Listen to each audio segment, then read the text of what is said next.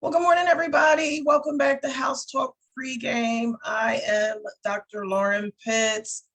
That knucklehead over there, you know who my personal Santa Claus is. He's Good been morning. Good morning. disrespecting me already. So I told him I don't feel well. He didn't even care. He started taking cheap shots from the time he said, "Good morning, Dr. Pitts." He's ignorant.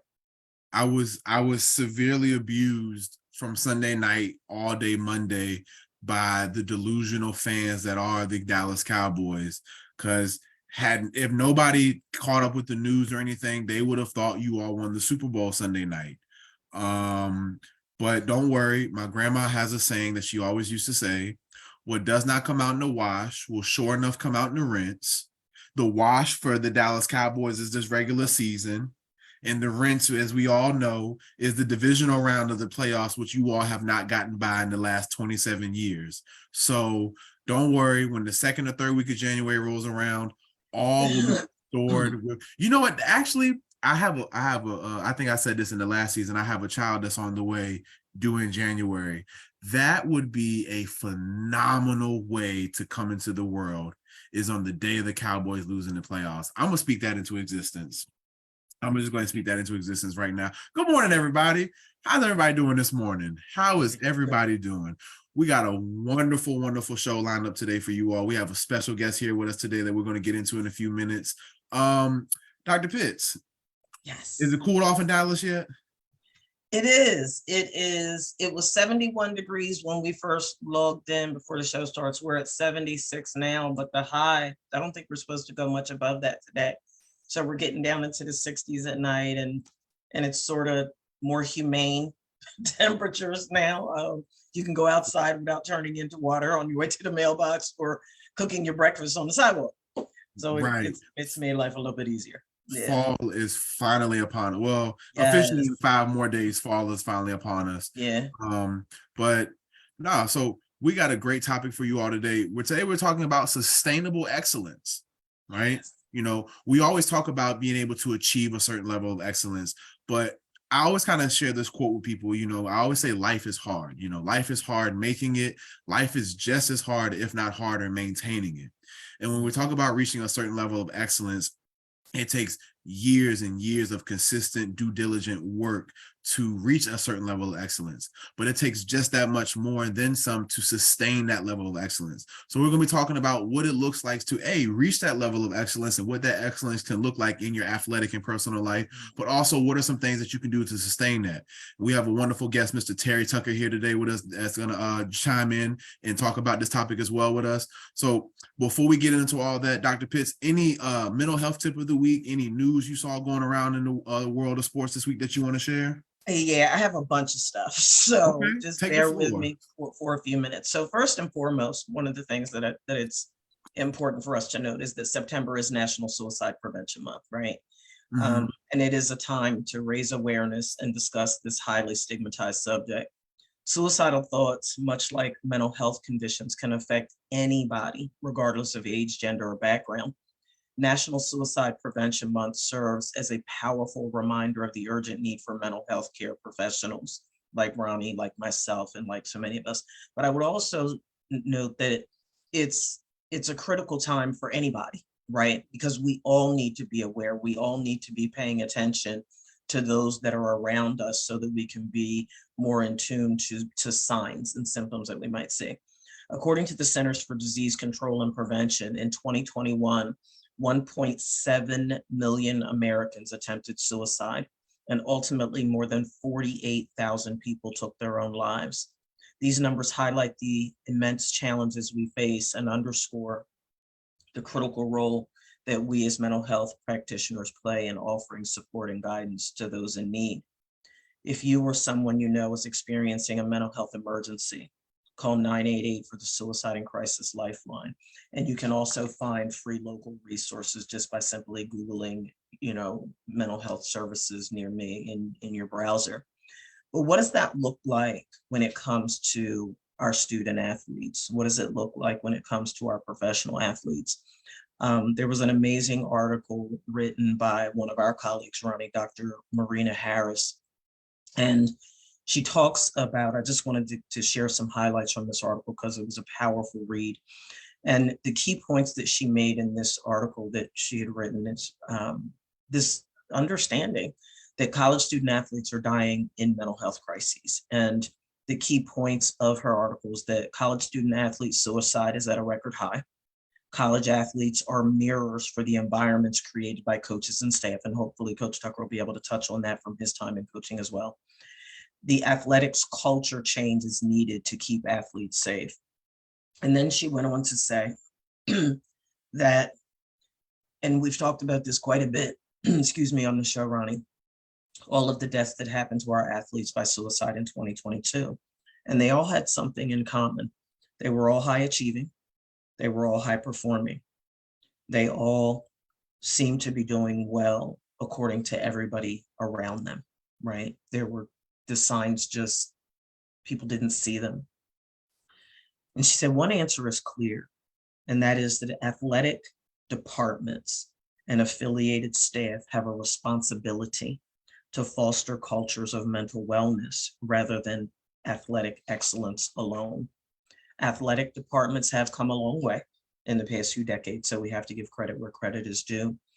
But she pointed out some key things that I think that it's really important to know really quickly, and that is that the institutional structure of athletics itself is not built for wellness. It's built for winning. That's one issue.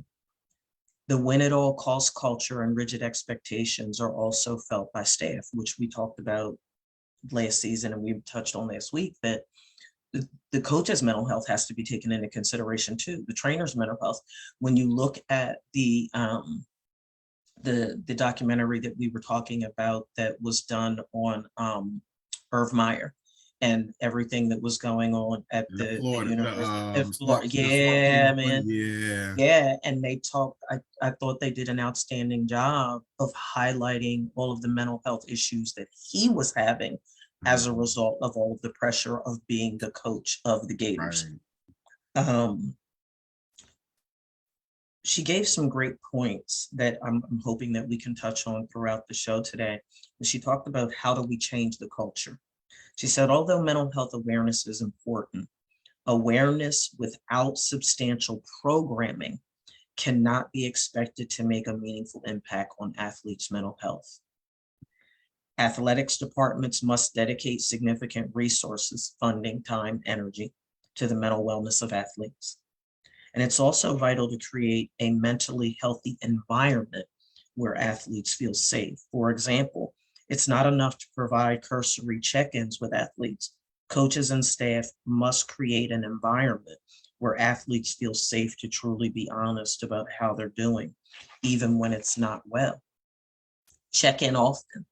Let athletes know that it's okay to feel their emotions, even when those emotions are unpleasant.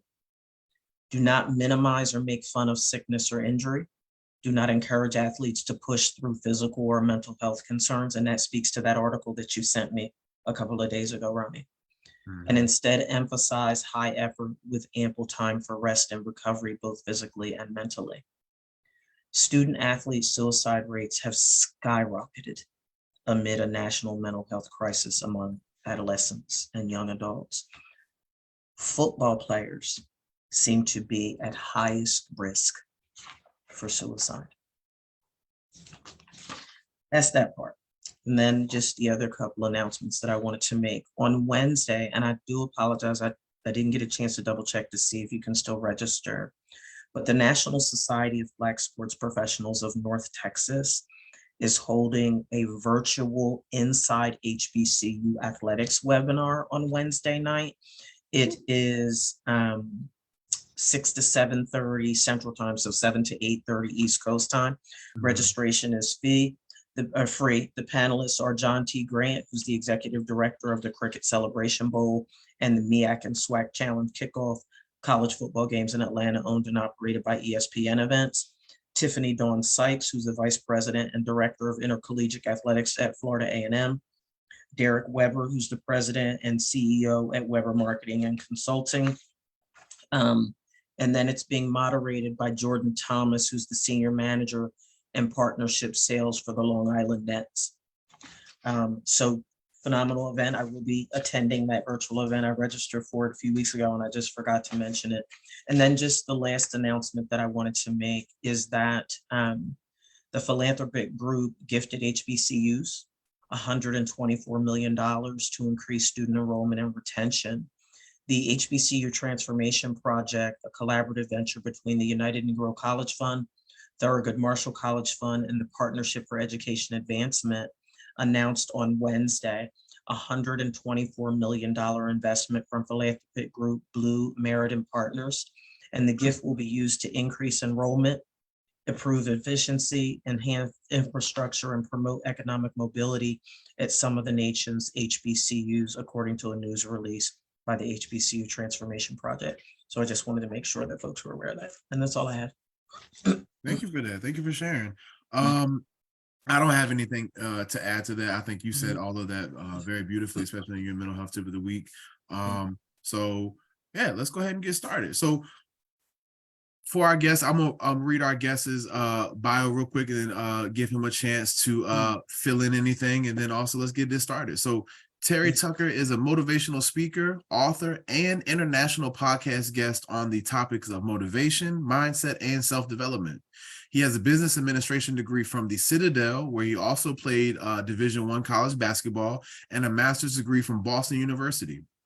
In his professional career, Terry has been a marketing executive, a hospital administrator, a SWAT team hostage negotiator, a high school basketball coach, business owner, motivational speaker, and for the past 11 years, a cancer warrior. He is the author of the book Sustainable Excellence, 10 Principles to Leading Your Uncommon and Extraordinary Life. Terry has also been featured in Authority, Thrive Global, and Human Capital Leadership magazines. Mr. Tucker, good morning, sir. How are you today? I'm great, Ronnie. Lauren, thank you very much for having me on. I'm looking forward to talking with you today. Yes, sir. Yes, sir. We're really excited to have you on here. So let's go ahead and jump right on in, man. So, Mr. Tucker, if you don't mind, and if it's okay if I call you Mr. Tucker, Call me Terry, please. Gotcha. It's a habit of manners that has been instilled in me for years. But so Terry, so tell people a little bit about yourself, how you came to be who you are, and also how athletics also help shape some of your life as well too. Sure. So I grew up on the south side of Chicago. I am the oldest of 3 boys. You can't tell this from looking at me or from my voice, but I'm 6'8" tall and actually played college basketball at the Citadel. I have my youngest brother, 6'7", who was a pitcher for the University of Notre Dame. And my other brother is 6'6" and was an NCAA Division II All-American 2 years in a row and was drafted by the Cleveland Cavaliers in the National Basketball Association. So our entire upbringing was athletics. I mean, we played football, baseball, basketball. We as we got older, we kind of specialized in what sport we enjoyed and that. So, but I think a lot of it goes back to our parents. I mean, our parents taught us the value of family, of loving each other, of caring for each other, of supporting each other. And my parents used to do what I call divide and conquer parenting, where, I'd have a game on Thursday night at 5 o'clock at this location, and Dad would take me to that because my brother had a practice at the exact same time at another location. And so my mom would have to go to that. And I mean, you can imagine 3 growing boys. My mom was like a regular at the grocery store. I need another gallon of milk. I need more, a roast or chicken or whatever it was that we were eating in that. I mean, we ate my parents out of house and home. But our parents were really they were the people that set the foundation for my brothers and I. And we all have college degrees. We all have master's degrees. We've all been relatively successful in life.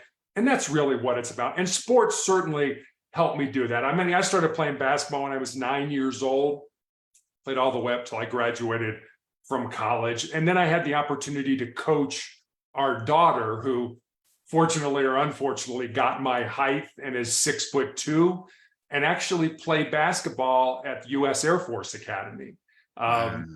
She played for 1 year until she blew out her knee, and then that was the end of her career. But got an education and is now an officer in the new branch of the military, the Space Force. So I'm actually kind of excited. The Notre Dame game today, her roommate and one of her bridesmaids is doing the flyover at the game. She's a pilot. So kind of excited for that today. Man, that I gotta quit. How tall are your parents? My dad was 6'5". My mom was 5'7". Wow. Wow. Yeah, Man. so you could see us in church, 6'8", 6'7", 6'6", 6'5". Or we always used to say, if you sat behind us in church growing up, not a prayer's chance you're going to see anything that was going on in front of us. So they might not hear your prayers from behind y'all. Exactly. That's what's up. So as you were growing up and you settled on basketball as kind of like you said, the sport of focus for you, what led you to the Citadel? I was originally going to go to the University of Toledo. I'd been there for a visit. It was in the Mid-American Conference. It was close enough to Chicago that my family could come and visit me. A girlfriend could come and watch the games. And I went for a visit. They offered me a scholarship. I verbally committed. It was before the signing period for the NCAA. And 2 weeks later, I get a call from them. It said, we know we offered you this scholarship, but we're not sure we have it. So we'll call you back in a couple of weeks and let you know. And I was a very immature kid. I didn't understand what that meant. 2 weeks later, they called back and said, hey, we have this scholarship. And I said, oh, okay, I guess I'm still coming then. And my dad, who was just a great guy, was kind of my hero, kind of pulled me aside and he said, have you thought about this? Have you? Yeah, and I hadn't. I mean, I was a basketball player. I was a jock. I said, no, he's like, do you want to play for somebody who offers you something and then takes it back from you and then offers it again? Do they have your best interest at heart when you go to school? Right. I'm like, I don't know. I said, let me sleep on it. Let me think about it and stuff like that. And I remember sitting at the dinner table the next night and I told my dad, I said, no, I don't want to do that. I don't want to go to Toledo. And he said, okay, well, what's your second choice? And my second choice was the Citadel in Charleston, South Carolina. Les Robinson was a great coach. I had 3 knee surgeries in high school. And he said, look, if you could blow your knee out day one, I will guarantee you a scholarship for 4 years to get your college degree. And I think my parents and I were like, that's the kind of human being you want to be. You want to be part of that culture, that group of people led by this man. And so that's how I ended up at the Citadel. Oh, okay. How would you describe your college playing career? And then what was that transition like for you post-career? I know you say you transitioned right into coaching immediately. So, or did you, I know you said you coached your daughter. So what was that transition like after your college career was over with? Yeah, the Citadel was, I don't know how to describe it. I graduated from the Citadel, but I kind of look at it more like I survived the Citadel. When I was at the Citadel, it was an all-male military college. And they didn't say this, but really the design was get rid of the weak and accentuate the strong, make you a strong, can you survive this process? I remember when I first got there. Now it's Charleston, South Carolina. So it's August. It's 900 degrees and it's 99% humidity. You're sweating in the shower. They took us all in the shower as freshmen, turned on all the hot water and said, you're staying here until somebody passes out. Now, I don't know too many people that would be like, I was like, I came here to play basketball, and I'm like, are you kidding me? So I was going to quit. I absolutely was going to quit. I remember walking over to the field house to tell the coaches, I'd never quit anything in my life, that I was going to quit. And I said, you know what? I'm going to check and see if I got any mail. I had a 7-page handwritten letter from my father who basically said, get out of your head, get out of your way. He said, you've called home 7 times since you've been there, and not once have you asked about anybody here, your mom, your brothers, your girlfriend, your grand, nothing. It's all about you. He's like, stop thinking about you and start thinking about how you can participate. You can be part of this group. You can make people better. And I'm in the rafters of the field house reading this letter, crying like a baby. And I'm like, I can't quit now. My dad has sent me this letter, sent me this challenge. I know you can do this. I know you can do this. You survived 3 knee surgeries in high school. I know you can do this, but you've got to be the one to decide that. And so I took the handkerchief out of my pocket, wiped my eyes, put the letter in my pocket, went back to the barracks and said, you know what, I'm going to do this. And 4 years later, I was able to graduate. So that was, I learned a lot. I grew up a ton at the Citadel. I really did. It was a good situation for me. I'm glad I went there. Fast forward, I don't know, 20 years later, now I'm coaching my daughter. And the thing you got to understand is I have no sisters. I went to an all boys Catholic high school in Chicago. I went to the Citadel when it was all male. So I remember when my wife and I went to the OBGYN, when she was pregnant, it's like, do you want to know what the sex is? I'm like, yeah, sure. And she's like, well, you should buy pink. And I was like, oh, no. You need to leave it in there until it's done. I have no idea how to raise a girl. I have absolutely no idea what the heck is going on here. So now I'm coaching girls high school basketball, and I am so out of my element. I'm like, are you kidding me? I mean, girls, and I'll give you a quick story. There's a game going on right in front of us. We're on the bench. I point to one of the girls on the bench and I say, go in for so-and-so.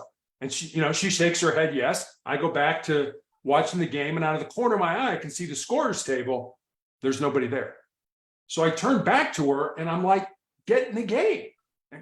Gives me the yes, shake the head, yes. And I turn back around and I'm watching the game. And again, out of the corner of my eye, I can see the score step, nobody there.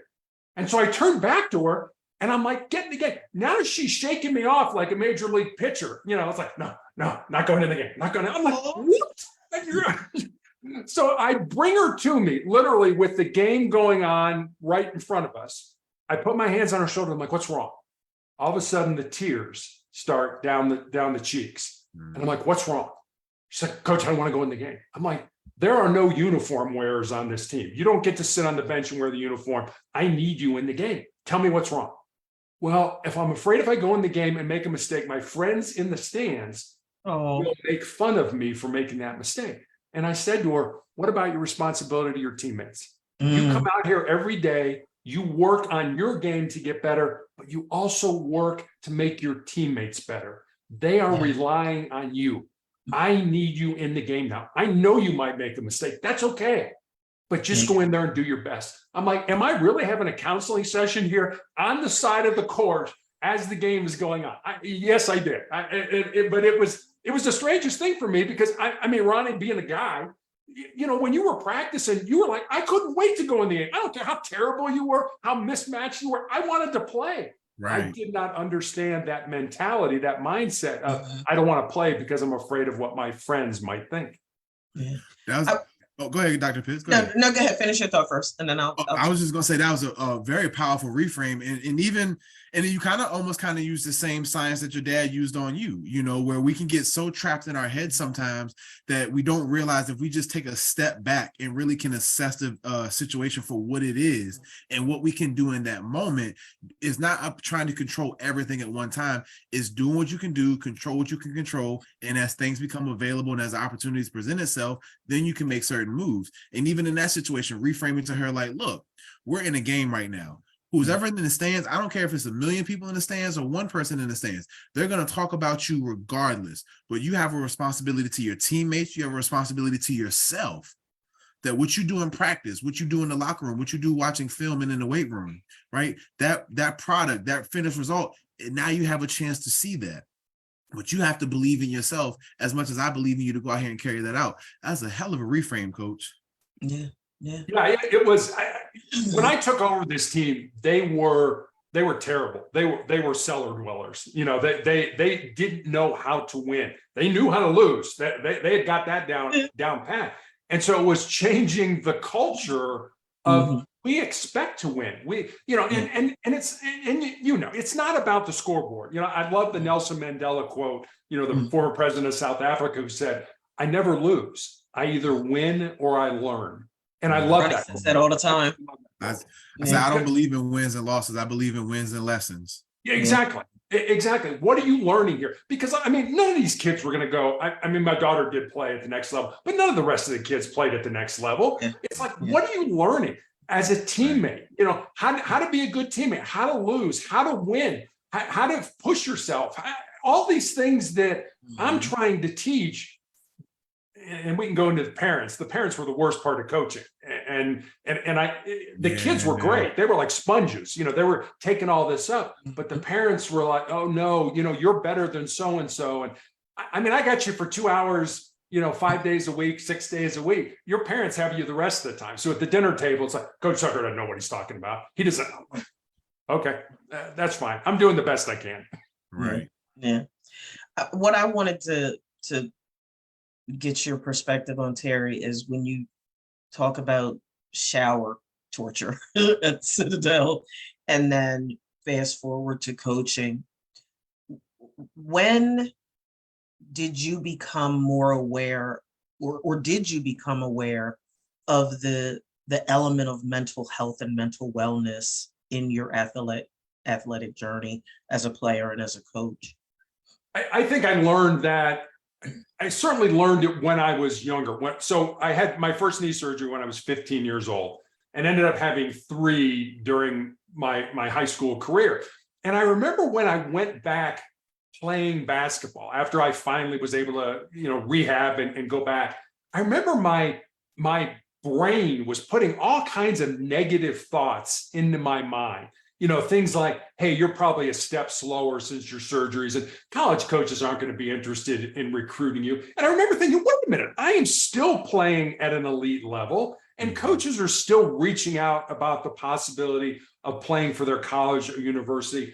I learned early that I needed to change, the narrative, to put something positive in there. I remember there was a study done by the Cleveland Clinic that said that we have 60 to 70,000 thoughts that pass through our minds every day, most of which we don't even pay attention to. And that like 90 or 95% of those thoughts are the same thoughts from yesterday. So we only have about 3,500 new thoughts a day.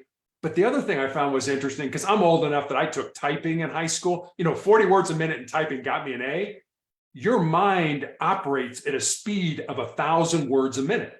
Right. And so, but the bottom line is your mind can only hold one thought at a time. Why would you want to make that a negative thought? So I learned early, that you need to change the narrative. I mean, we're human beings. We're going to have negative thoughts. I don't care how positive you are, but right. you needed to change the narrative. And like I said, when I was at the Citadel, I was so in my way. I was so in my head. I wasn't seeing that. I thought, no, this is terrible. I'm 1,000 miles from home. I miss my family. I miss my girlfriend. I miss everything. This is, I could not see the benefit of what I was getting. A free education, not free, but I was getting a college education in exchange for the talent that I had to play basketball. I mean, how good does that get? A free education to do something I love. Are you crazy? Well, get out of your head, boy. You need to go do this. Right. Now, it's sad. I always tell people, it sounds good to, be a full ride scholar athlete and things like that. But even in that instance, that brings its own set of challenges, expectations, anxiety, because I played at a Division II college, and we had maybe 70 to 80 players per year, give or take. Out of those 70 to 80 players, now the Division II level, you're allowed to have up to 35 scholarship athletes. But at an HBCU, we didn't have the funds to even give out 35 full-ride scholarships. So on a team of 80 players, it was me and maybe 5 or 6 other people who were on full rides. Everybody else had their scholarship money split up, 1,000 here, 2,000 there, maybe 3,000 there, whatever the case may be. So here I come in as a freshman, like you, everything's paid for. I just got to show up and be an athlete, And so even then that brings its own set of expectations. And for me, I had to learn that, yeah, I was good in high school, but when you get to college, all these people are good too. Right. Like, they're not just there to be jersey wearers, as you were saying. Some of these people actually think they have a shot at the next level. And so, and so you really have to train yourself to understand that, like you said, we're entitled to all our thoughts, right? We're entitled to the good ones, the bad ones, the hideous ones, all of that. We're entitled to those thoughts. Those are our thoughts. What we're not entitled to is to act on thoughts or feelings that we have no evidence to support just because we feel it or we think it. That's what we're not entitled to. And I think that's a lot of things people have a hard time understanding, is just because you have the thought or feeling does not mean you have to act on it or feel that it's true if you cannot support it or substantiate it being true. That's one of the things that I say to my clients all the time is that emotions alone, your feelings alone are horrible advisors. They're horrible advisors. You want to make these decisions running on emotions, and your feelings change like the weather. Your feelings change like the temperature and the wind. And so now you've made this emotionally driven decision that, oh, by the way, wasn't well informed. And now you're full of regret. And why? And I love that you both talk about those narratives, because what people don't, and I've said this before, people don't realize that their thoughts and feelings are the remote control that determines the emotional frequency, if you will, that your brain is operating on. That's why you all as athletes say all the time, and Dad said, get out of your head, get out of your head, get out of your head, because those thoughts and feelings are causing your freaking remote control to go crazy. And now you've got all these crazy thoughts coming out. And before you know it, you have a self-fulfilling prophecy. You keep telling yourself you're a failure. You keep telling yourself you're going to miss it. Guess what? You are, because you've convinced yourself, you have conditioned yourself to believe these internal negative narratives. And I applaud your parents, Terry, because so oftentimes, and that's actually one of the things that I'm going to touch on when I close this out later, is that the role that these parents play in how these kids are thinking and how they think impacts their performance. And it's this vicious cycle that has so many moving parts, and the parents are in this beautiful position to do what your parents did. But how many parents have you encountered that co-sign the kid being a quitter, that co-sign, like you said, that hype them up to believe that, excuse me, to believe that there's something that they're really not? And I saw on Facebook several weeks ago, was actually a kid that I used to mentor. And he was saying that his daughter was, she was playing soccer or what she was doing. And they were doing a little tournament, and they wanted to give her a little ribbon because the other kids got a ribbon. And he was like, no, she played horribly. I'm not doing that. I'm going to have a developmental conversation around, like, I'm not going to beat her up about it. I'm going to have a developmental conversation with her that you don't get rewarded for playing like you played. You didn't practice. You didn't do what you were supposed to do. Like you said, Coach, to show up for your team. You're not getting a ribbon for playing like, we're not doing that. And the coaches were kind of, you're being too hard. No, I'm not. This is a message for life. This is a narrative, and we're trying to avoid destructive entitlement here. We are not rewarding sucky play. That's not happening. You're absolutely right. My wife and I were talking about this. Our daughter started out playing YMCA basketball, and I remember the first time, and they're just teaching the kids the rules. I mean, they're terrible. Half of them can't get the ball to the basket and all. I mean, the whole 9 yards. And then the last game of the season, it's like, okay, everybody come over in the corner. All right, when I call your name, come up and get your trophy. And I was like, trophy? For what? Showing up? I mean, our daughter's trophy went in the garbage. It was like, I'm sorry, you didn't earn that trophy. I used to tell my players, you're unique, but you're not special. And, I'm not going to treat you equally. I sometimes I would tell my point guard, look, I don't want you to shoot. You're a terrible shooter. But what I want you to do is distribute the ball to the people who can shoot. And then the parents would go, why can't my kid shoot? Because she's terrible. I used to say, good players are made in the off season. Good teams are made in the season. What did your kid do in the off season to become a better shooter? Oh, nothing. Okay. Are we done with this conversation? Because it's not worth talking about. She didn't do anything to make herself better. So I'm not going to let her shoot and put our team at a disadvantage. I want her to distribute to the people who can shoot. And that whole atmosphere, you're right. It's you get it, and it's my generation. We're the ones who made everybody gets a trophy, everybody's special. I'm sorry, the world doesn't work that way. Mm-hmm. If you don't do well, you don't get rewarded. You don't get the corner office. You don't get the $1 million check. You don't get the company. You don't get that stuff. You have to produce. And it's almost as if giving the participation trophy, as I like to call them, it almost kind of robs the message of wins and lessons. Like, if I'm trying to teach you a lesson here, but we know kids kids have a one-track mind. They see something and they tunnel vision on that, and that's all they think about.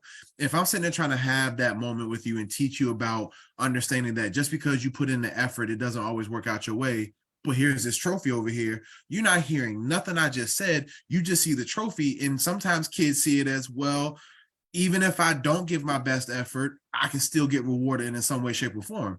And we see now, as you get older, and we become into adulthood, when you become an adult, I tell young teenagers and young adults all the time, just because you put in your best effort or you do everything the right way, that does not guarantee you will get the results you want. Doesn't work that way. It's never worked that way. You put the work in, and if it works out in your favor, hey, you did something right. If it doesn't work out in your favor, there is a lesson to be learned here. There's always an opportunity to learn how you, in the situation, the environment around you, can be different just because it didn't go right this time. You make a great point on that. I did want to ask you, Terry, kind of transitioning, being an athlete your entire life, coming out of college, I would imagine you still maintain some type of athletic form and everything, even throughout your professional career. I wanted to ask you, before we got into your book, talk to us about what it was like discovering your cancer diagnosis and then having to deal with two separate amputations. In 2018, you talked about that you had your foot amputated, and then in 2020, you had your leg amputated. What was that process like? And then what were some of the lessons that you've learned as an athlete and just in your early professional career? How did that help you during that time as well? Yeah. I mean, you can imagine it's been terrible. I mean, here I am, I'm coaching girls high school basketball. I have a callus break open on the bottom of my foot, right below my third toe. And initially don't think much of it because as a coach, you're on your feet a lot. But after a few weeks of it not healing, I made an appointment, went to see a podiatrist, a foot doctor friend of mine. And he took an x-ray and he said, Terry, I think you have a cyst in there and I can cut it out. And he did. And he showed it to me. It was just a little gelatin sac with some white fat in it, no dark spots, no blood, nothing that gave either one of us concern. But fortunately or unfortunately, he sent it off to pathology to have it looked at. And then 2 weeks later, I get the call that all of us dread. And as I said, he was a friend of mine. And the more difficulty he was having explaining to me what was going on, the more frightened I was becoming, until finally just laid it out for me. He said, Terry, I've been a doctor for 25 years. I have never seen the form of cancer that you have. You have this incredibly rare form of melanoma. And most people think a melanoma is too much exposure to the sun and it affects the melon, the pigment in our skin. He said, you have this rare form that appears on the bottom of the feet or the palms of the hands, has nothing to do with sun exposure. And he recommended I go to MD Anderson and Cancer Center in Houston. And I did. And they pretty much told me, this is a death sentence. We have nothing to offer you other than surgery. You'll probably be dead in 2 years. So I said, you know what? Well, let's turn it into a life sentence. How about we do that? The death, I can't control the dead part of it. When I die, how I die, where I die, way above my pay grade. Don't spend a lot of time worrying about that. But I remember, I think I went through all the stages of grief that we would associate with that kind of a diagnosis. First, it was denial. I can't possibly have cancer. I've done everything right in my life. Then it was, I got mad. I can't possibly have cancer. I've done everything right in my life. Mm-hmm. And then our daughter was in high school. So there was a bargaining kind of with God. Hey, look, just let me live long enough to see her graduate from high school. Yeah. And then I got down. Absolutely. I kind of got depressed. And then I got to a point where this sucks, but I'm going to have to embrace the suck, for lack of a better term. I do not like the cards that I have been dealt, but I'm going to have to play these cards to the best of my ability. And I've done that for the last almost 11 and a half years now. And I remember, I'll give you one final story. When I had my leg amputated, I also found out I had tumors in my lungs, and I'm still being treated for those tumors in my lungs. And I remember my doctor showed me my CAT scan. And I have no medical background. I don't know how to read a CAT scan, but you can kind of look at it and say, well, that sure doesn't belong there, and stuff like that. And I remember I had these big tumors in my lungs that had fluid all around the pleural spaces of my lungs. And I can still see my oncologist. And I asked him, I said, how was I alive? And he put his head down and he shook his head no. And then he lifted his head up and he looked at me and said, I don't know, because you shouldn't have been. Which said to me, God's not done with me yet. When I die, how I die, like where I die, way above my pay grade. Like I said, don't worry about the dying part. Spending more time now, just worrying about the living part. Mhm. Can I jump in there? Absolutely. So there's something you don't know, Ronnie. You know that I'm a cancer survivor, but you don't know that I too was diagnosed with melanoma. I was given 6 months to live. They gave me a death sentence too. My melanoma diagnosis came right after my 14th birthday. Oh. Yep, right after my 14th birthday. So the devastation that my family experienced, they didn't think I was going to see my 8th grade graduation. They certainly didn't think that I was going to live to get ready to be turning 56. But to your point, you do go through the whole gamut of the stages of grief, every single last one of them. That was the one and only time that I attempted suicide, because I initially entertained that internal negative narrative. I initially accept that death sentence until my grandparents said, "Oh, no, no, no, we're not doing that. The word of God says to call upon the elders of the church." And that's exactly what they did. And folks went to laying hands and praying, and 3 surgeries later and 10 years worth of treatment and care under the University of Pennsylvania Hospital Malignant Melanoma Clinic. Just like you said, Terry, like I was the first person of color to be treated for melanoma at UPenn Clinic at that time. And there was no explanation. You don't just walk around with your back hanging, right? Like, yeah, but I have a scar now that 3 surgeries and treatments later, I have a scar that's literally the whole length of my back, and cancer cells 2 inches deep. And then there were cells that attached themselves to my hips. So when I was in high school, there was a period of time where I had to walk with a cane. I looked like the Hunchback of Notre Dame, except the lump was coming out my hip, and it was crazy. And the doctor said the exact same thing. There was no explanation for why I was alive. But my grandparents said exactly what you said. God's not through with her yet. And here I sit getting ready to turn 56 in a couple of months. And it's like, and then the second diagnosis was my first year in grad school. Started grad school in January. It started grad school in September. January, go for a routine smashogram. Doctor sends them like, I'm seeing something. Sent it. Sure enough, go to the cancer center at Christiana Hospital in Delaware, and sure enough, had to have a lumpectomy in March of my first year in grad school. So just craziness. And the same thing. Why are you still here? Because God's not through with me yet. So I applaud you, and people don't get, and I don't mean this to sound as insensitively as some might take it, but I get frustrated. I find myself getting frustrated with my clients sometimes, that just every curveball that life throws them, they want to curl up in a ball and quit. Like their answer for everything is just to quit. And I'm like, can you give me one reason?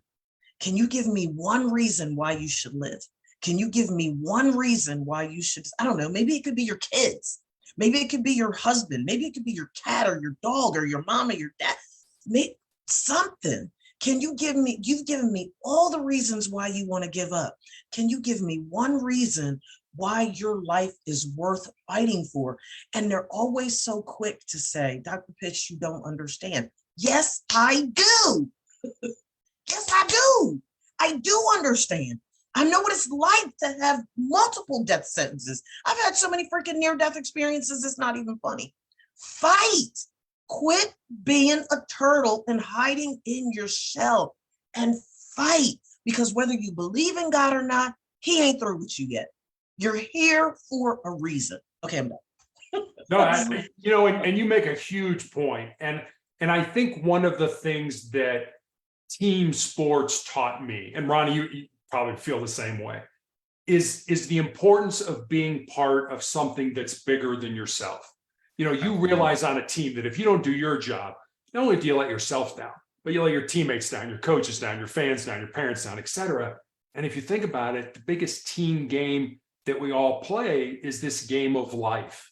And I am on a clinical trial drug now that more than likely is not going to save my life. And my nurses, they look at me like, why do you keep coming back and doing this? Why do you keep throwing up? Why do you keep shaking? Why do you keep doing this? And I tell them, because this is bigger than me. Maybe 5 years from now, 10 years from now, based on the data the doctors are gleaning from my blood tests and my scans, they'll be able to perfect this drug. So maybe it will cure somebody. So maybe they won't die and they'll be able to be with their family. I probably won't be here, but to me, that's being part of something that's bigger than yourself. And I think for me, that started out something that I learned, a big thing that I learned being part of team sports. Right. I wholeheartedly agree. I always tell people, as much as I miss the actual games, playing in the games and things like that, the one thing I miss the absolute most is just being around my teammates, being in the locker room. Those memories, those experiences, the good moments, the bad moments, you have those brothers around you, and for the female athletes, your sisters around you, and it's an unbreakable bond. It's almost like your work family. Like, they always say, like, outside of your family you have at home, you spend the majority of your time on a week-to-week basis with your work family. And football was like that for me. As much as I, love being at home, my parents and everything, I was around my teammates. I love being in the locker room. I love the banter, the jokes, the pranks and all that. You can't replicate that. Like, once you finish playing sports, you cannot replicate that. You can have friends and you can have social groups and stuff like that, but just those experiences you share with your teammates, you can't put a price on that or really replicate that in your adult life. Terry, I wanted to ask you, so we talked about our topic being sustainable excellence, and and from a peak performance standpoint, we know there are 6 things that really tie into that. We know is physical, technical, tactical, mental, life balance, and a good professional coach-athlete relationship. And in relation to your book, Sustainable Excellence, the 10 Principles to Leading Your Uncommon and Extraordinary Life, kind of talk to us about what was the inspiration behind your book.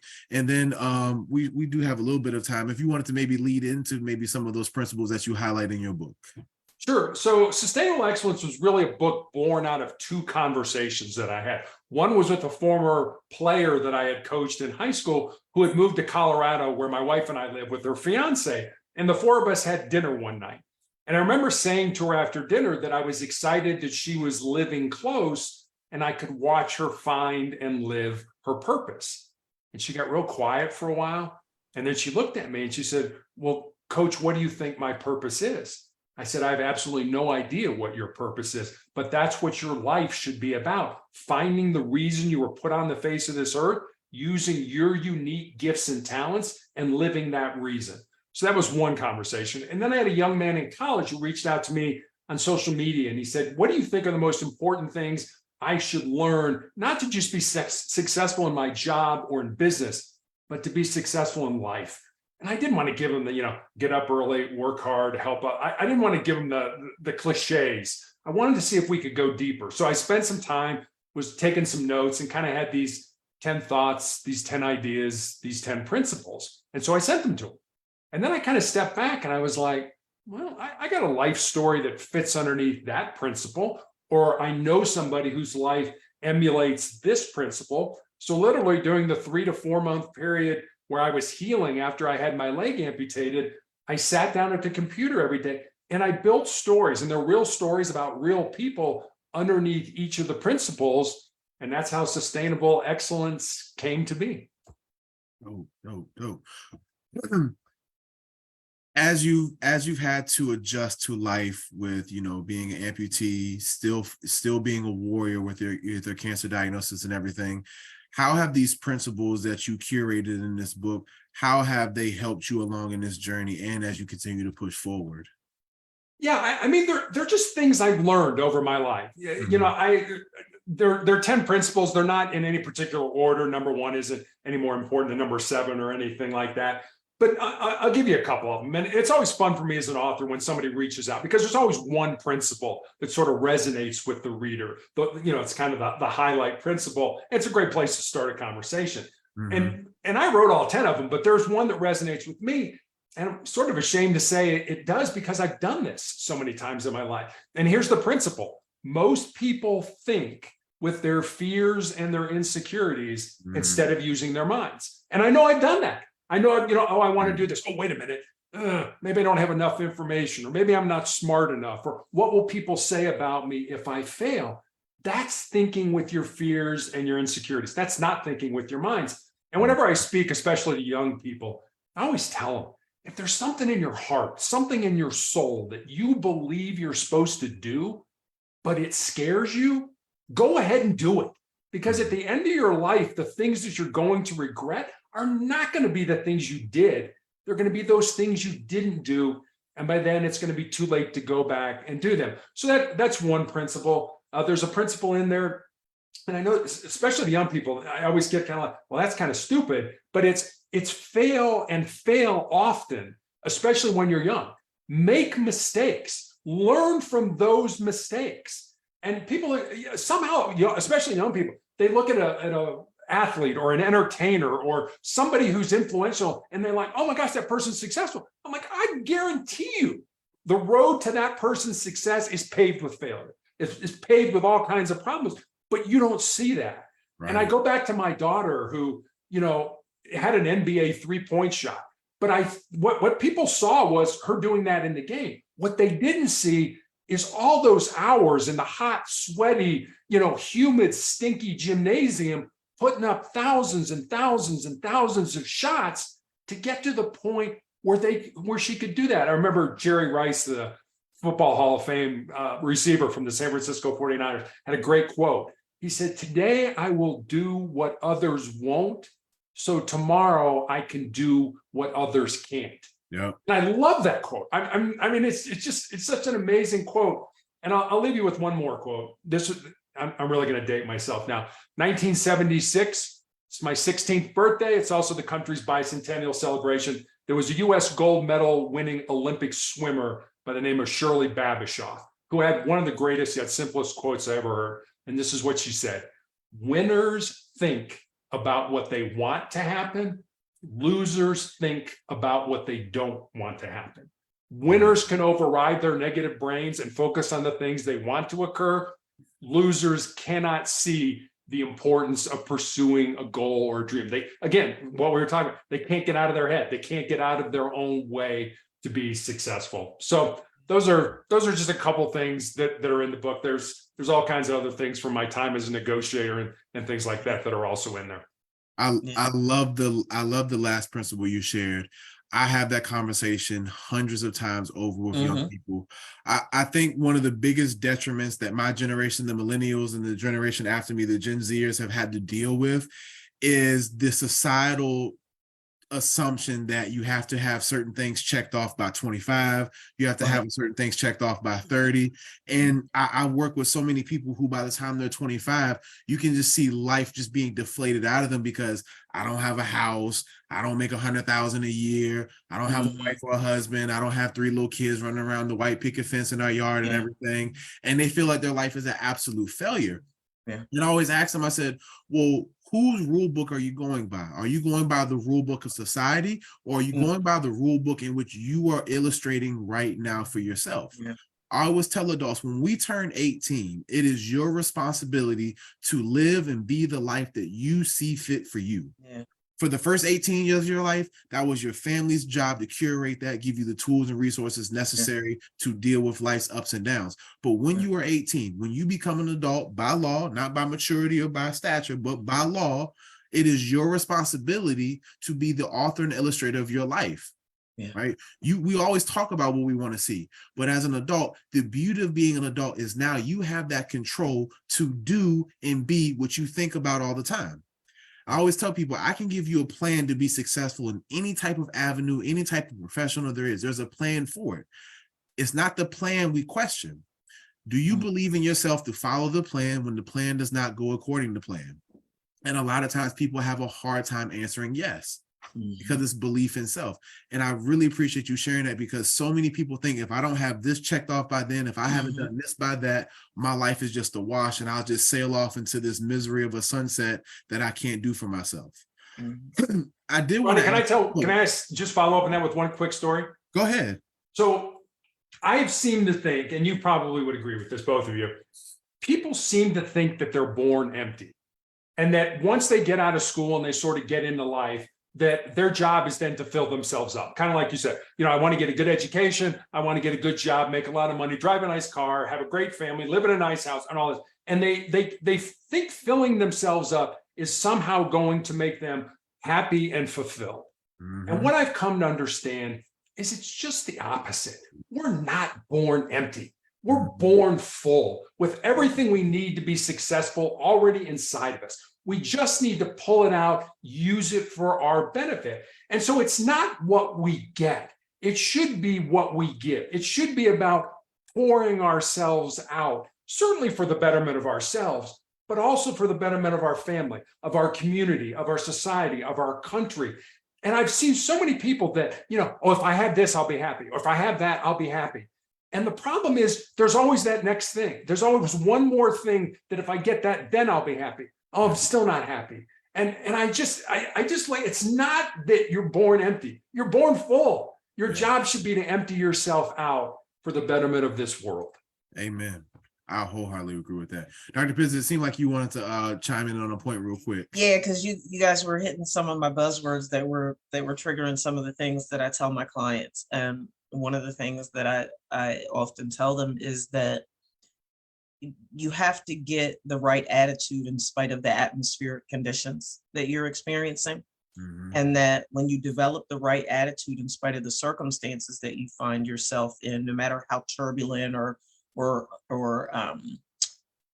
unpredictable life is, the way that it's happening to you, you have to remember is that your attitude is sort of married to your feelings, because here's the other thing that I share. You muted yourself. Sorry about that. It's a maxim in psychology that says you feel what you think. In other words, your feelings are the result of what's going on in your mind. So when you're having these life throwing curveballs at you and you have made the decision to stamp it as negative, that's an attitude problem. There's space to adjust your attitude there. And it's like you said, life is full of ups and downs. Life is full of these unexpected circumstances. We cannot control everything. And part of that, this need to control, these young folks are comparing themselves to everybody and they want to be create your own unique template. And oh, by the way, that unique template starts with cleansing your mind by developing the right attitude, regardless of what the circumstances are. There's research that's been done that has shown that people like Terry, like myself, people that have had worse types of cancers and that have had to go through even more treatment and pain than we have, and when we've done our fair share, that there was a study done some years ago that showed that you had two groups, same diagnosis, and one of the groups succumbed to their diagnosis, whereas the other group didn't. And it was exactly what you said, Terry. When they were interviewed, you said, well, why did you live? This because I chose to. I chose to not have my diagnosis define me. And certainly we're not going to suggest that that's the case with every single solitary person. There are plenty of people who will to live, and it's their time. It's their time. But attitude plays a part. Attitude absolutely positively plays a part in this. And that's where we are with it. Ronnie, I'll let you go ahead and answer any final questions you have, and then I'll close this out because it's time. Goodness gracious. Well, no, I don't have any final questions. I just want to say, Terry, it has been a pleasure to talk with you and hear your story and hear your perspective on sustainable excellence and just life itself. And just hearing your story and your current battles of being a warrior and everything with your diagnosis and everything. My heart and my prayers go out to you to continue to give you the strength, the courage, and the bravery to run towards life every single day. Yes. And like you said, we have no control over when we get that tap on the shoulder from the big man upstairs and say, hey, I need you to bring in your playbook. But while we're still down here and able to make plays, hey, I know you're going to continue being a phenomenal playmaker in your world and the people around you. And just thank you for blessing us with your time and your message, man. It's been phenomenal. Do you have any final words, comments, thoughts you want to leave with the people before we wrap up? And how can people get in touch with you? Oh yeah, how can people get in touch with you? Sure. So I have a blog. It's called Motivational Check. You can leave me a message there. I put up a thought for the day every day. And with that usually comes a question about how you can apply it in your life. I have recommendations for books to read and stuff like that. That's all at motivationalcheck.com. Let me leave you with this final story. I had a nurse recently ask me what it was like to have my foot amputated in 18 and my leg amputated in 2020. I told her it certainly hasn't been easy. You know, I'm 63 years old, I'm 6'8". So learning to walk again, balance-wise, falling is not an option when you're 6'8" because you get hurt from this height. But what I told her was cancer can take all my physical faculties, but cancer can't touch my mind, it can't touch my heart, and it can't touch my soul. And that's who I am. That's who you are, Lauren. That's who you are, Ronnie. That's who everybody who's listening to us really is. And we spend a lot of time working on this body. You know, we got to go to the gym. We got to get enough rest. We got to eat right. We got to reduce stress. And I'm not telling you not to do that. You absolutely should do that. But what I am suggesting is spend a little more time each day working on who you really are, your heart, your mind, and your soul. We all know this body's going to die. It's going to decay. It's going to go away. But your heart, your mind, and your soul, those things are eternal and those things are going to live on. And I don't think we spend nearly as much time working on them as we should. Yes, sir. Man, thank you for sharing that. Thank you for sharing that. Dr. Pitts? I'm not even going to say what I was going to say now. That's it. That's, you know what? If it ain't broke, don't fix it. That's it. Okay. Full. Take some, Ronnie.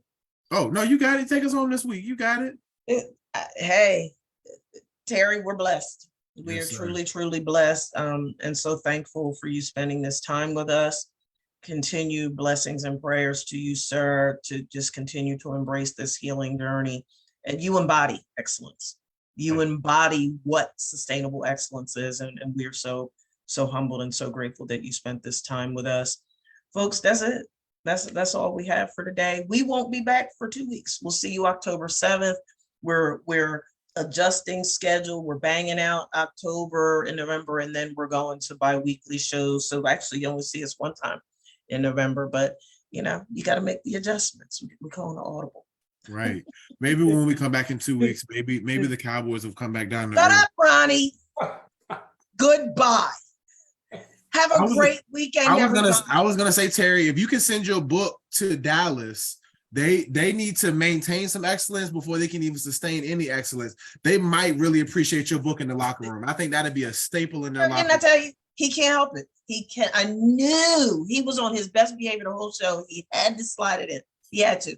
Everybody have a great weekend. Enjoy some football. Plenty of college games on today. Just some really, really, really extraordinary games going on. Let's see what Prime is doing with Colorado, man. What is going on? Say, give me my theme music tonight at 10. Right? All right, everybody have a great weekend. Thank you so much. See you back here October the 7th. Bye-bye.